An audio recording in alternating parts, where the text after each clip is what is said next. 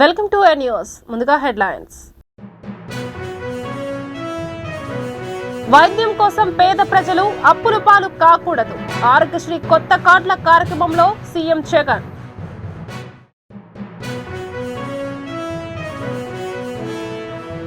మంత్రిగా బాధ్యతలు స్వీకరించిన పొన్నం. శుభాకాంక్షలు తెలిపిన సజ్జనార్.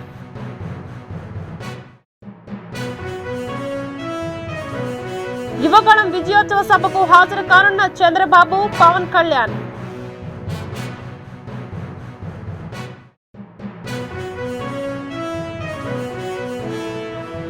ఈసారి ఐపీఎల్ వేలంలో ఉన్న తెలుగు రాష్ట్రాల క్రికెటర్లు.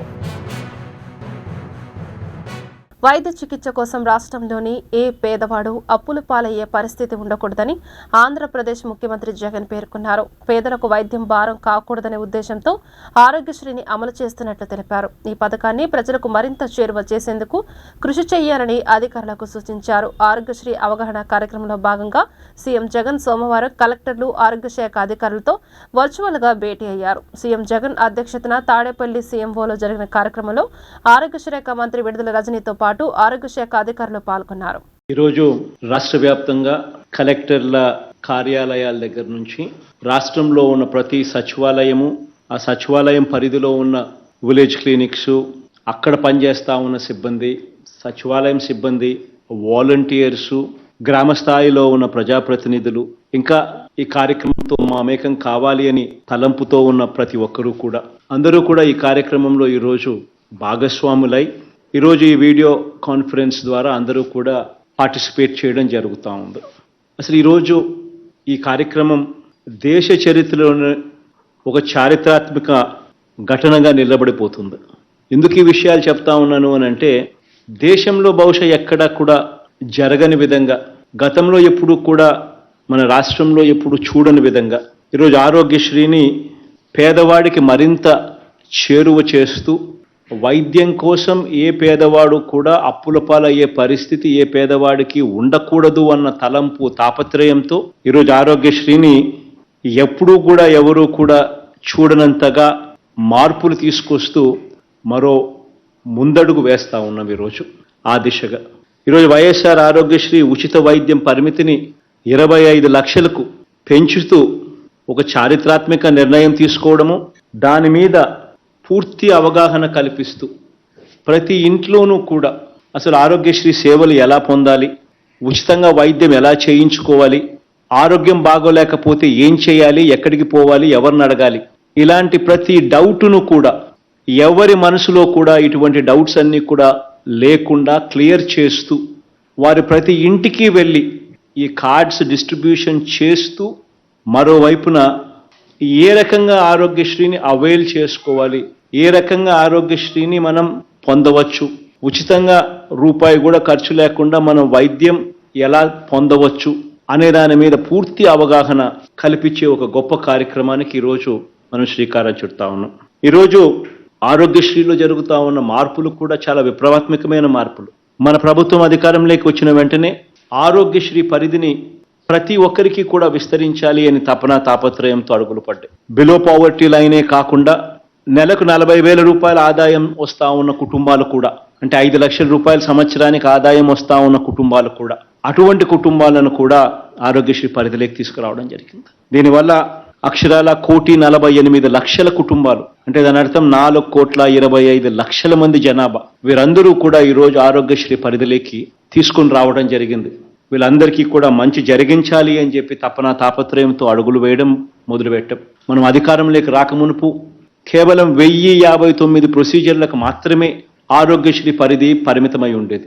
అధికారంలోకి మనం వచ్చిన తర్వాత 1,000 రూపాయల చికిత్స ఖర్చు దాటితే చాలు, ఆ పేదవాడు ఇబ్బంది పడే పరిస్థితి రాకూడదు, అటువంటివన్నీ కూడా ఆరోగ్యశ్రీ పరిధిలోకి రావాలి, ఏ పేదవాడు కూడా అప్పుల పాలయ్యే పరిస్థితి ఉండకూడదు అని తాపత్రయం ప్రతి అడుగులోనూ కూడా వేస్తూ, కనిపిస్తూ, చూపిస్తూ ఈ ప్రొసీజర్స్ను ఈరోజు పెంచుకుంటూ 1,059 ప్రొసీజర్లు అధికారంలోకి వచ్చిన మొట్టమొదటి సంవత్సరంలోనే 2,300కు తీసుకొని పోయాం. దాని తర్వాత ఈరోజు 3,257 ప్రొసీజర్లతో ఈరోజు ఆరోగ్యశ్రీ ఈరోజు నడిపిస్తూ ఉన్నాం. అధికారంలోకి మనం రాకమునుపు 1059 ప్రొసీజర్లకు మాత్రమే పరిమితమై ఉన్న ఆరోగ్యశ్రీని ఈరోజు 3257 ప్రొసీజర్లకు ఈ ఉచిత చికిత్సలను పెంచడం జరిగింది. రవాణా బీసీ సంక్షేమ శాఖ మంత్రి పొన్నం ప్రభాకర్ సోమవారం సచివాలయంలో బాధ్యతలు స్వీకరించారు. ఆయన పేషీలోకి రాగానే వేద పండితులు ఆశీర్వచనాలు అందించారు. బాధ్యతలు స్వీకరించిన అనంతరం ఆయన టీఎస్ఆర్టీసీ రవాణా శాఖలకు సంబంధించిన 3 ఫైళ్లపై సంతకం చేశారు. ప్రస్తుత ఆర్థిక సంవత్సరం 3వ త్రైమాసికంగానే బస్ పాస్ రాయితీల ఖర్చు రీంబర్స్మెంట్ కోసం 212.50 కోట్లను విడుదల చేస్తూ మొదటి ఫైల్పై సంతకం చేశారు. ఇదే త్రైమాసికం గాను మరో 162.50 కోట్లను విడుదల చేస్తూ మరో ఫైల్ పైన L Rajalakshmi head transport constable కి 1 లక్ష రూపాయల మెడికల్ క్లెయిమ్ మంజూరు చేస్తూ 3వ ఫైల్ పైన సంతకం చేశారు. మంత్రిగా బాధ్యతలు స్వీకరించిన పొన్నంకు ఆర్టీసీ ఎండీ సజ్జనర్, పలువురు మంత్రులు, అధికారులు శుభాకాంక్షలు తెలిపారు. టీడీపీ యువనేత నారా లోకేష్ చేపట్టిన యువగళం పాదయాత్ర నేటితో ముగియనుంది. విశాఖలో ఆగనంపూడి వద్ద పాదయాత్ర ముగియబోతోంది. మరోవైపు ఈ నెల 20న విజయనగరం జిల్లా భోగాపురం మండలం పొలిపల్లి వద్ద పాదయాత్ర విజయోత్సవ సభను టీడీపీ భారీ ఎత్తున నిర్వహించనుంది. ఈ సభకు టీడీపీ అధినేత చంద్రబాబు, జనసేనాని పవన్ కళ్యాణ్ హాజరు కానున్నారు. ఈ సభ నుంచి టీడీపీ, జనసేన ఉమ్మడిగా ఎన్నికల శంఖారావాన్ని పూరించనున్నాయి. ఇరువురు నేతలు ఆ రోజు కీలక ప్రకటన చేసే అవకాశం ఉంది. ఈ సభకు ఇరు పార్టీలకు సంబంధించి లక్షలాది మంది తరలిరానున్నారు. ఇప్పటికే 7 ప్రత్యేక రైళ్లను టీడీపీ ఏర్పాటు చేస్తుంది. టీడీపీ యువనేత నారా లోకేష్ యువగళం పాదయాత్రపై ఏపీ మంత్రి చెల్లుబోయిన వేణు విమర్శలు గుప్పించారు. లావు తగ్గడం కోసమే లోకేష్ పాదయాత్ర చేస్తున్నారని ఎద్దేవా చేశారు. అది పాదయాత్ర కాదు, క్యాట్ వాక్ అని వ్యాఖ్యానించారు. ఈ పాదయాత్ర ఎందుకు చేస్తున్నారో కూడా అర్థం కావడం లేదని అన్నారు. ఒక ఎర్రబుక్కు రాస్తున్నారని లోకేష్ పదే చెబుతున్నారని, పాదయాత్రకే విలువ లేనప్పుడు ఎర్రబుక్కు రాసుకొని ఏం చేస్తారని ప్రశ్నించారు. సెల్ఫీలు తీసుకోవడం, ఫోటోలకి ఫోజులు ఇవ్వడం తప్ప పాదయాత్రకు పెద్ద విలువ లేదని అన్నారు. వచ్చే ఎన్నికల్లో మళ్లీ గెలిచేది వైసీపీనే అని చెప్పారు. ముఖ్యమంత్రి రేవంత్ రెడ్డిని బీజేపీ జాతీయ ప్రధాన కార్యదర్శి బండి సంజయ్ ప్రశంసించారు. ఈ మేరకు బీజేపీ నేత సీఎంకు లేఖ రాశారు. మిడ్ మానేరు ముంపు బాధితుల సమస్యను అసెంబ్లీలో ప్రస్తావించడం అభినందనీయమన్నారు. త్యాగాల పునాదులపై ఏర్పడిన తెలంగాణలో ప్రజా ఆంక్షలకు అనుగుణంగా పాలన కొనసాగించాలని పేర్కొన్నారు. దీర్ఘకాలికంగా పెండింగ్లో ఉన్న మిడ్ మానేరు బాధితుల సమస్యలను లేఖలో ప్రస్తావించారు. ఒక్కో బాధిత కుటుంబానికి ఇళ్ల నిర్మాణం కోసం 5.4 లక్షలు చెల్లించాలని విజ్ఞప్తి చేశారు. నిలోజీపల్లి నుంచి నందిగామ అగ్రహారం వరకు ఇండస్ట్రియల్ కారిడార్తో పాటు స్కిల్ డెవలప్మెంట్ కాలేజీని ఏర్పాటు చేయాలని కోరారు. విజయవాడ ఎంపీ టీడీపీ నేత కేశినేని నాని మరోసారి తన వ్యాఖ్యలతో చర్చకు అవకాశం ఇచ్చారు. పార్టీ కోసం కష్టపడే బీసీలు విజయవాడలో చాలా మంది ఉన్నారని, అలాంటి వారి గెలుపు కోసం తానే స్వచ్ఛందంగా ముందుకు వచ్చి పనిచేస్తారని కేశినేని నాని అన్నారు. కాల్ మనీ, సెక్స్ ర్యాకెట్లో ఉన్నవాళ్లు, గూండాగిరి చేసేవాళ్లు బీసీలు కాదని పరోక్ష వ్యాఖ్యలు చేశారు. అక్రమంగా వేల కోట్లు వెనకేసుకునే వాళ్లు బీసీలు కాదని స్పష్టం చేశారు. పేదవాళ్లైనా వ్యక్తిత్వం ఉన్నవాళ్లైతే వారి కాళ్లకు మొక్కుతారని తెలిపారు. బీసీలు అంటే నీతి నిజాయితీతో పనిచేసే వారు అని, అలాంటి వారిలో విజయవాడ డిప్యూటీ మేయర్ గోగుల రమణ ఒకరని కేశినేని నాని కొనియాడారు. టీడీపీ జాతీయ ప్రధాన కార్యదర్శి, రాష్ట్ర మాజీ మంత్రి నారా లోకేష్ చేపట్టిన యువగళం పాదయాత్ర నేటితో ముగియనుంది.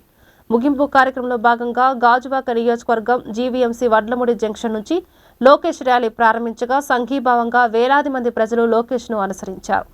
లోకేష్తో కలిసి తల్లి నారా భువనేశ్వరి, అత్త నందమూరి వసుంధరాదేవి, ఇతర కుటుంబ సభ్యులు కూడా ముగింపు ర్యాలీలో పాల్గొన్నారు. మరికొద్దిసేపట్లో శివాజీనగర్ వద్ద యువగళం ముగింపు సందర్భంగా లోకేష్ పైలాన్ను ఆవిష్కరించనున్నారు. బిగ్ బాస్ తెలుగు 7వ సీజన్ పల్లవి ప్రశాంత్ పై హైదరాబాద్లోని జూబ్లీహిల్స్ పోలీస్ స్టేషన్లో సుమోటోగా కేసు నమోదైంది. 147, 148, 290, 353, 427 రెడ్ విత్ 149 సెక్షన్ కింద కేసు నమోదు చేసినట్లు పోలీసులు వెల్లడించారు. పల్లవి ప్రశాంత్కు చెందిన అభిమానులపైన కేసు నమోదు చేసినట్లు తెలిపారు. సీసీ ఫుటేజీ వీడియోల ఆధారంగా నిందితులను గుర్తించినట్లు వెల్లడించారు. టీడీపీ అధినేత చంద్రబాబు, జనసేన అధినేత పవన్ కళ్యాణ్ సమావేశం కావడంపై వైసీపీ నేతలు విమర్శలు గుప్పిస్తున్న సంగతి తెలిసిందే. ఈ నేపథ్యంలో టీడీపీ నేత బుద్ధ వెంకన్న మాట్లాడుతూ వైసీపీ నేతలపై విరుచుకుపడ్డారు. చంద్రబాబు, పవన్ కలిస్తే మీకెందుకు భయం అని ప్రశ్నించారు. ఇలానే మాట్లాడితే మీకు బడిత పూజ తప్పదని హెచ్చరించారు. మరో 3 నెలలు ఆగితే ఇప్పుడు వాగుతున్న వారందరి నోళ్లు మూతపడతాయని చెప్పారు. కొడాలి నాని వంటి వాళ్లు నోరు అదుపులో పెట్టుకోవాలని వెంకన్న అన్నారు.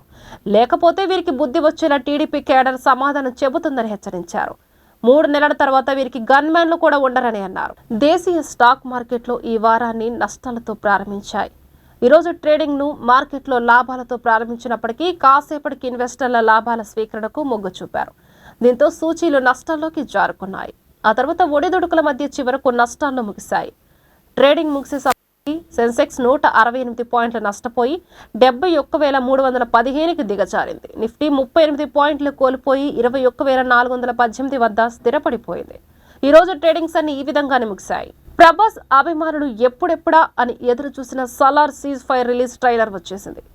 పలుమార్లు వాయిదా పడుతూ వచ్చిన ఈ థియేటికల్ ట్రైలర్ చిత్ర బృందం ఎట్టకేలకు విడుదల చేసింది. కాన్సార్ అనే కాల్పనిక నగరం నేపథ్యంలో సలార్ మొదటి పార్ట్ ఉంటుంది. ఈ చిత్రం నుంచి వచ్చిన అప్డేట్ చూసినప్పుడే వైలెన్స్ పీక్స్ లో ఉంటుందన్న విషయం అర్థమైంది. సలార్ దర్శకుడు ప్రశాంత్ నీల్ గత చిత్రాలు కేజీఎఫ్ 2 చూసిన వారికి ఇదేమీ కొత్త అనిపించదు. కానీ సలార్లో ఉన్నది ప్రభాస్ కావడంతో అంచనాలు భారీగానే ఉన్నాయి. ఇప్పుడే రిలీజ్ వెర్షన్ ట్రైలర్ చూస్తే ప్రభాస్ క్యారెక్టర్ విషయంలో మరి కాస్త స్పష్టత వచ్చింది. ప్రభాస్ ఇందులో ఒక మెకానిక్ గా కనిపించనున్నారు. రెంచీలు తిప్పడమే కాదు, తుపాకీ కాల్చడం, పదునైన కత్తులతో విరుచుకుపడడం కూడా తనకు తెలుసని చాటారు. ప్రపంచంలోనే అత్యంత ఖరీదైన క్రికెట్ లీగ్గా ఇండియన్ ప్రీమియర్ లీగ్ గుర్తింపు తెచ్చుకుంది. ఆటగాళ్లకి ఇంతే ఇచ్చే పారితోషికం మొదలు ఫ్రాంచైజీల ఆదాయం, బ్రాండ్ నేమ్, ప్రసార హక్కుల విలువ, అభిమానుల ఆదరణ, ఇలా ఏ అంశం చూసినా ఐపీఎల్కు సాటిగా నిలిచే క్రికెట్ లీగ్ మరొకటి లేదు. కాగా ఐపీఎల్ 2024 సీజన్ కోసం ఇప్పటి నుంచే సన్నాహాలు మొదలయ్యాయి. రేపు దుబాయ్లో ఆటగాళ్ల వేలం నిర్వహిస్తున్నారు. మొత్తం 333 మంది ఆటగాళ్లు వేలంలో తమ అదృష్టాన్ని పరీక్షించుకోనున్నారు. అందులో 13 మంది తెలుగు రాష్ట్రాల క్రికెటర్లు కూడా ఉన్నారు. వైసీపీ పరిపాలనలో వెనుకబడిన వర్గాల అణచివేతకు గురవుతున్నారని భారతీయ జనతా పార్టీ నేతలు ఆరోపించారు. ఈ మేరకు బీజేపీ ఓబీసీ మోర్చా ఆధ్వర్యంలో సోమవారం కలెక్టర్ కార్యాలయం వద్ద ధర్నా నిర్వహించారు. సంప్రదాయంగా వస్తున్న కార్పొరేషన్ వ్యవస్థలను నిర్వీర్యం చేయడం వల్ల బీసీల ఆర్థికపరమైన ఎదుగుదలకు ఆటంకం ఏర్పడిందని నేతలు తెలిపారు. తక్షణమే బీసీ కార్పొరేషన్లను పునరుద్ధరించాలని డిమాండ్ చేశారు. జగన్మోహన్ రెడ్డి బీసీలకు సామాజిక న్యాయం చేసేది వైసీపీ ప్రభుత్వమే. బీసీలకు వేల కోట్ల నిధులు ఇస్తాను, బీసీ కమిషన్ చట్టబద్ధత కల్పిస్తాను, ఇప్పుడు ఇచ్చే సబ్సిడీలు కాకుండా ఇంకా పెంచుతానని చెప్పి మాయమాటలు, మోసపు మాటలు చెప్పి అధికారంలోకి వచ్చారు. కానీ వచ్చిన తర్వాత 56 కులాలుగా కార్పొరేషన్లుగా విడగొట్టారు తప్ప ఈ రోజు వరకు 4 సంవత్సరాలు అవుతున్నా కూడా ఇంతవరకు ₹1 విడుదల చేయలేదు. ఆ యొక్క డైరెక్టర్లకు, చైర్మన్లకు ఎటువంటి విధులు లేవు. విధులు లేకుండా కోరం లేని కేంద్ర ప్రభుత్వం 75 సంవత్సరాల కాల నరేంద్ర మోదీ గారు బీసీ కమిషన్ చట్టబద్ధత కల్పిస్తే రాష్ట్రంలో బీసీ కమిషన్ చట్టబద్ధత లేదు. బీసీలకు వచ్చే సబ్సిడీ నిధులు ఆపేశారు. గతంలో ₹1,00,000 తీసుకుంటే 50,000 సబ్సిడీతో లోన్లు వచ్చాయి, అవన్నీ తీసేశారు. ఇంత మోసం చేసి బీసీల హక్కులు కాలరాసిన జగన్మోహన్ రెడ్డికి ఖచ్చితంగా హెచ్చరిక జారీ చేస్తున్నాం. బీసీల ఓటుతోనే నువ్వు ఓడిపోతావు అని చెప్పి భారతీయ జనతా పార్టీ తెలియజేస్తుంది. భారతీయ జనతా పార్టీ మాత్రమే సామాజిక న్యాయం చేస్తుంది. బీసీల రాజ్యాధికారం, బీసీ బిడ్డల సాధికారత సాధ్యమవుతుందని చెప్పి భారతీయ జనతా పార్టీ తెలియజేస్తుంది. సమస్యల పరిష్కారం కోరుతూ గుంటూరులో అంగన్వాడీలో చేపట్టిన సమ్మె 7వ రోజుకు చేరింది. ఇందులో భాగంగా సోమవారం కలెక్టర్ కార్యాలయం వద్ద ధర్నా నిర్వహించారు. వీరి ఆందోళనకు రాజకీయ పార్టీలు, ప్రజా కార్మిక సంఘాలు సంఘీభావం తెలిపాయి. ఎన్నికల్లో ఇచ్చిన హామీ మేరకు అంగన్వాడీలకు వేతనాలు పెంచేందుకు రాష్ట్ర ప్రభుత్వం చర్యలు తీసుకోవాలని ఈ సందర్భంగా నేతలు డిమాండ్ చేశారు. ఈరోజు అంగన్వాడీ వాళ్ళ కోరికలు ఏవైతే ఉన్నాయో అది చట్టబద్ధంగా, న్యాయబద్ధంగా ఉన్నాయి. అటువంటి వాళ్ళ కోరికలు తీర్చకుండా సిపిఎస్ విధానం రద్దు చేస్తామని గవర్నమెంట్ టీచర్లకు మాట ఇచ్చి జీపీఎస్ని ప్రవేశపెట్టినట్టుగా ఇచ్చిన 11,000లోనే గ్యాసులు, కప్పులు, ఉప్పులు, ఏది కుళ్ళిపోయిన కోడిగుడ్లు, మీరు గమనిస్తే కోడిగుడ్డు మీద జగనన్న ముద్ర వేసుకుంటాడండి. కనీసం ఇచ్చే పప్పు చెక్కల మీద కూడా జగనన్న ముద్ర వేసుకుంటాడండి.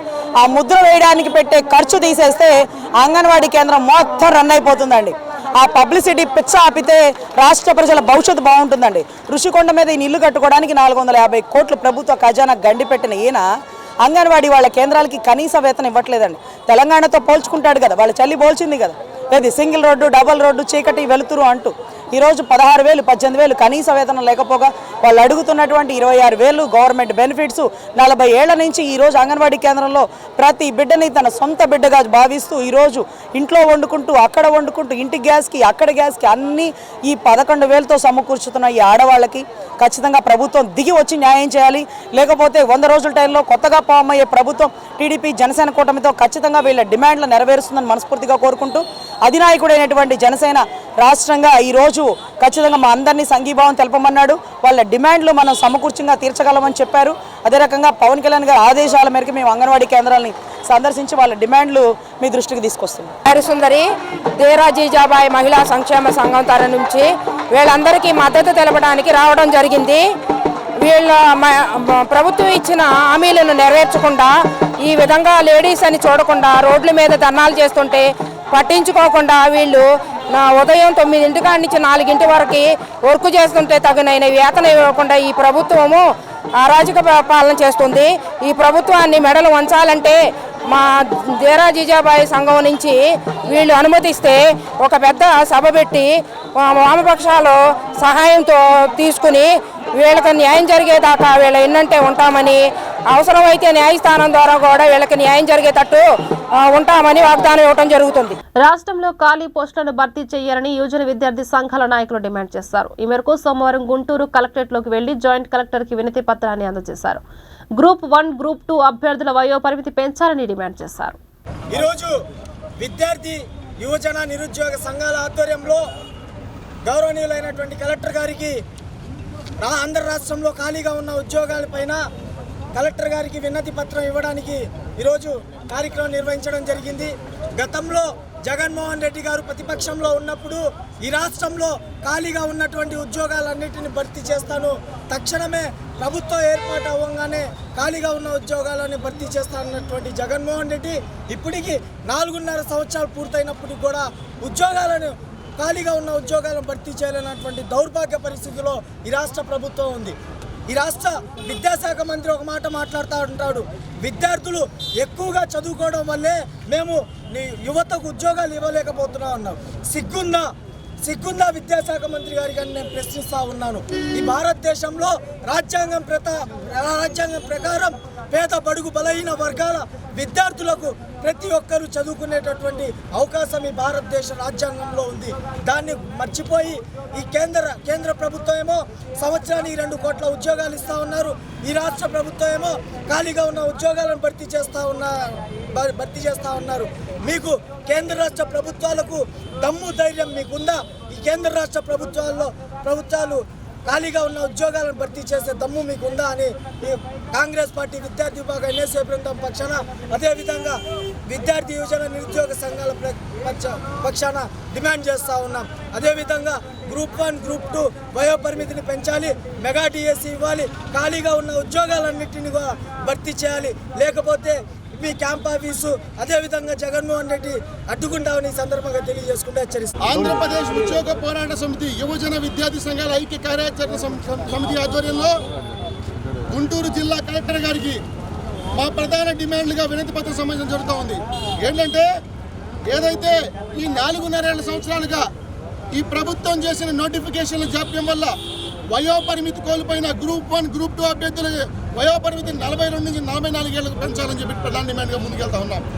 జాబ్ క్యాలెండర్లు, మెగా డిఎస్సీలు అంటూ యువతను నయవంచన దిశగా చేసి మరోసారి యువత ఓట్లు కొల్లగొట్టాలనే ఉద్దేశంలో భాగంగా ఈరోజు ఆడుదాం ఆంధ్ర పేరుతో నిరుద్యోగులు మోసం చేస్తున్న ముఖ్యమంత్రి ఈరోజు నిరుద్యోగ లోకం అంతా ప్రశ్నిస్తూ ఉంది.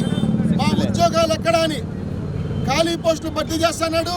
రకరకాల మోసాలతో ముందుకెళ్ళి మోసబుద్ధి మీద ముఖ్యమంత్రి ఈరోజు ఇటువంటి కొత్త డ్రామాలతో ఎన్నికల స్టంట్లో భాగంగా ఫిట్నెస్ పేరుతో ఆడుదాం ఆంధ్రాన్ని యువతను మోసం చేద్దాం చూస్తూ ఉన్నాడు. నాడు ప్రతిపక్షంలో ఉన్నప్పుడు 2,35,000 ప్రభుత్వ ఉద్యోగాలు నేను రాగానే జాబ్ క్యాలెండర్ పేరుతో భర్తీ చేస్తా అన్నారు. నేడు అధికారంలోకి వచ్చి 4.5 సంవత్సరాల కాలం పూర్తయినా సరే నేటికి పూర్తి స్థాయిలో ఉద్యోగాలు భర్తీ చేయకుండా కేవలం 800 గ్రూప్ 1, గ్రూప్ 2 ఉద్యోగాలు మాత్రమే భర్తీ చేశారు.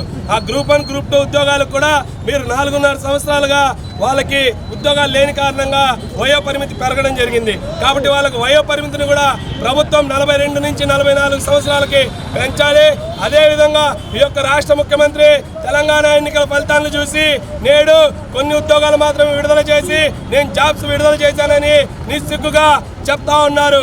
మేము కూడా ఒకటే డిమాండ్ చేస్తా ఉన్నాము, మీరు కనుక 2,35,000 ఉద్యోగాలు భర్తీ చేయకుండా. వార్తలు ముగించే ముందు హెడ్లైన్స్ మరొకసారి. వైద్యం కోసం పేద ప్రజలు అప్పుల పాలు కాకూడదు. ఆరోగ్యశ్రీ కొత్త కార్డుల కార్యక్రమంలో సీఎం జగన్.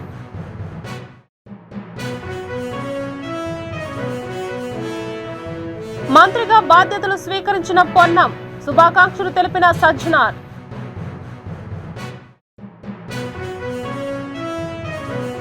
యువగళం విజయోత్సవ సభకు హాజరు కానున్న చంద్రబాబు, పవన్ కళ్యాణ్.